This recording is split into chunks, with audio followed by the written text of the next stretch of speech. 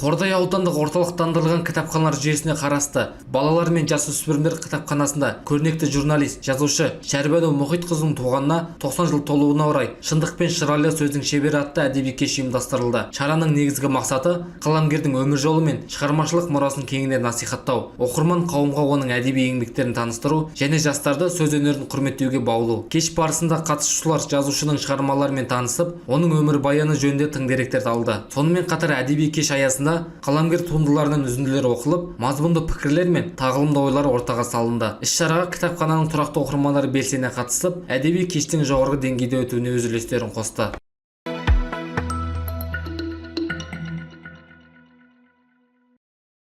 Астанада мектеп бітіру салтанаттарына қатысты жаңа талаптар жарияланды. Оқу-ағарту министрлігі мен жергілікті атқарушы органдардың бірлескен шешіміне сәйкес, мектептерде өтетін бітіру кештерін мейрамханаларда, кафелерде, банкет залдарында, демалыс базаларында және табиғат аясында ұйымдастыруға тыйым салынды. Министрліктің мәліметінше, 2025-2026 оқу жылын еліміз бойынша 3.900.000-нан астам оқушы аяқтайды. Олардың ішінде 215.000-нан астамы 11 сынып түлектері. Сондай-ақ 9 сыныпты үздік аяқтауға 31.000-нан аса, ал 11 сыныпты үздік бітіруге 18.000 оқушы үміткер болып отыр. Биыл білім беру жүйесінде 420.000-нан астам педагог еңбек етуде. Мемлекет басшысының тапсырмасымен жүзеге асқан келешек мектептері жобасы аясында 217 жаңа мектеп пайдалануға берілген. Оның 84-і ауылдық жерлерде орналасқан. Министрлік сондай-ақ бітіру рәсімдеріне байланысты ата-аналардан ақша жинауға, сыйлық немесе өзге де материалдық талап қоюға қатаң тыйым салды. Аттестат пен диплом тапсыру салтанаты тек мектеп қабырғасында өтеді. Мамандардың айтуынша бұл шешім мектеп бітіру шаралары кезінде қауіпсіздікті күшейтуге және қоғамдық тәртіпті сақтау мақсатында қабылданған.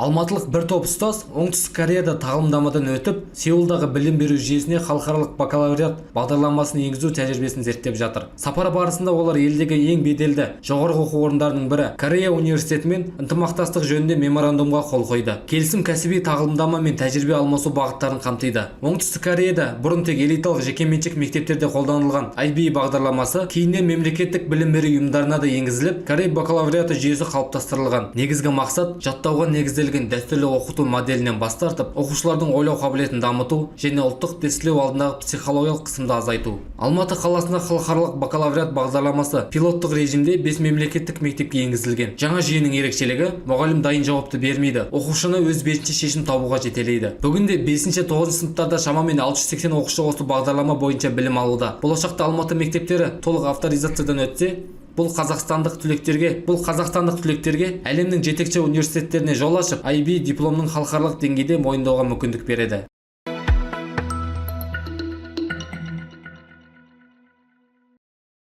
Тараз қаласындағы Жамбыл политехникалық жоғарғы колледжінде алғашқы AI Innovation Academy жасанды интеллект зертханасы ашылды. Бұл жаңа білім беру алаңы жасанды интеллектті бағдарламалау және цифрлық технологиялар саласында білекті мамандар даярлауға бағытталған. Ашылу рәсіміне Жамбыл облысының әкімі Ербол Қарашөкеев қатысты. Зертханада студенттер тәжірибелік IT дағдыларын жетілдіріп, стартап жобаларымен жұмыс істеуге мүмкіндік алды. Сонымен қатар заманауи технологияларды меңгеру арқылы болашақ мамандықтарына ерте бейімделеді. Облыс әкімі Ербол Қарашөкеевтің айтуынша, цифрлық білім беру бағыты өңір дамуы үшін стратегиялық маңызды басымдықтардың бірі болып отыр. Сондықтан IT саласына қабілетті мамандарды даярлау уақыт талабы. Биыл президент жасанды интеллект жылын жариялады. Соның аясында колледж базасында осындай зертхана ашылып отыр. Бұл студенттер мен оқытушылар үшін үлкен мүмкіндік. Олар соңғы үлгідегі техниканы пайдаланып, жасанды интеллектті оқу үдерісіне кеңінен енгізе алады. Жаңа зертхана заманауи құрылғылармен жабдықталып, отандық және халықаралық серіктестердің қолдауымен іске қосылған. Бүгінде колледж 32 мамандық бойынша білім береді. Олардың барлығында AI элементтері енгізіле бастады. Жаңа зертхана алдағы уақытта Жамбыл өңірінен жасанды интеллект пен IT бойынша жетекші орталықтардың біріне айналдыруды көздейді.